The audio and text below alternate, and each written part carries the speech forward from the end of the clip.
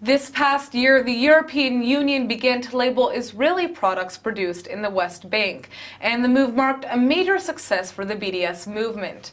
Now, Moetzet Yesha, the municipality of the Jewish settlements in the West Bank, has come up with a unique way to combat the issue, a never-before-seen version of eBay. Joining me here in the studio is Oded Ravivi, the mayor of Efrat. Thanks so much for coming in. My pleasure. So to begin, how did you come up with this idea and why?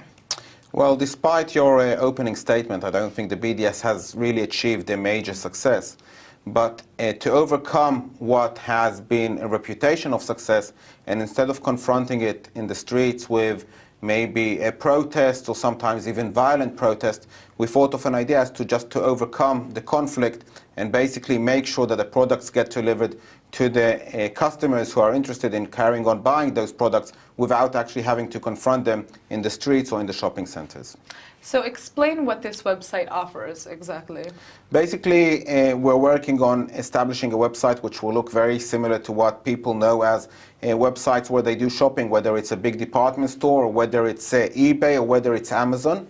The uniqueness of this website will be that it will sell 3 different types of products. One will be products that you can basically pick off the shelves, which are produced in Judea and Samaria.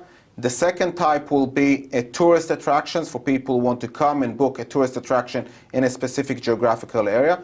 And the third part will be religious events, activities, culture, experiences that people are interested in exploring, that will be able to wrap up a whole package for them, and they'll be able to come, order it, and experience it. Who is the target crowd that you're looking for with this website?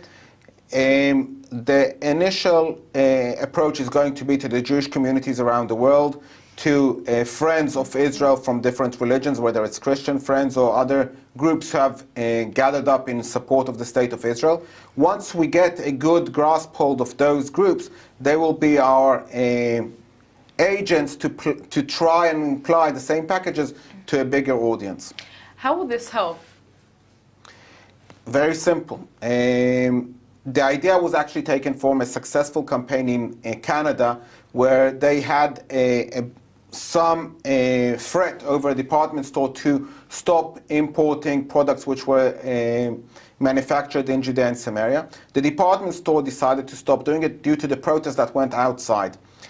Once the Jewish community got involved, they started raising the demand to the department store for that specific product. The department store, in order to overcome the conflict that was in the streets, decided to take orders in the shop and ship it directly to the households of the people who showed an interest. And that's basically how you did a success. Instead of actually presenting it on the shelves, instead of creating more areas that there's friction and conflict, you just overtake them and deliver it straight to the houses. How do you think this website is going to help improve Israel's international image, if at all? It has 2 purposes. One is to actually stop the pressure that some of the manufacturers are feeling in Israel. And number 2 is, once we get that big crowd all attached to our website, we'll also be able to convey messages through different other platforms that we're establishing at the moment. Interesting. Now, is there a difference between products that are made in the West Bank versus products that are made here in Tel Aviv? It's all in the eye of the person who is viewing it. In my respect, there is no difference. I think the latest example is what we have with the manufacturer of SodaStream. They started manufacturing in Judea and Samaria outside Ma'ale Adumim. There was a lot of tension, there was a lot of threat over the owner of the factory, and basically he had to close down the factory and establish it somewhere else in Israel. The BDS movement might have come out with a title, yes, 1-0, yes, we have succeeded. Not many know that out of their threats, out of their pressure, the outcome was that 5,000 Palestinians lost their jobs because the factory closed down in Judea and Samaria and opened up in the Negev. But here comes the twist of the story and the surprise.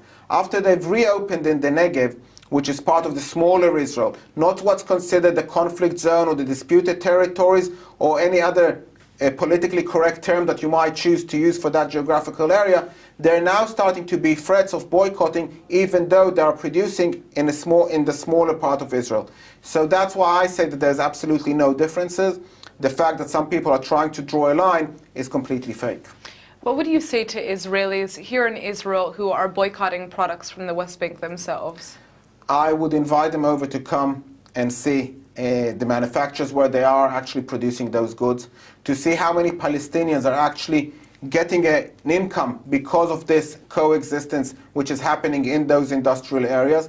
And at the end of the day also to remind them that prior to 1967, prior to the fact that there was any settlement, prior to the fact that there was any disputed territories, Israel was under attack of boycott from all sorts of different parts of the world for all sorts of different reasons. It's just a changing trend over different geographical areas, and we need to know those facts.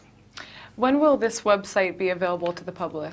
Hopefully within the next few weeks. We're working on it. We're finalizing all the documentation to set it up on air, to get all the different manufacturers, all the different shops who are interested engaged, and then we'll launch it.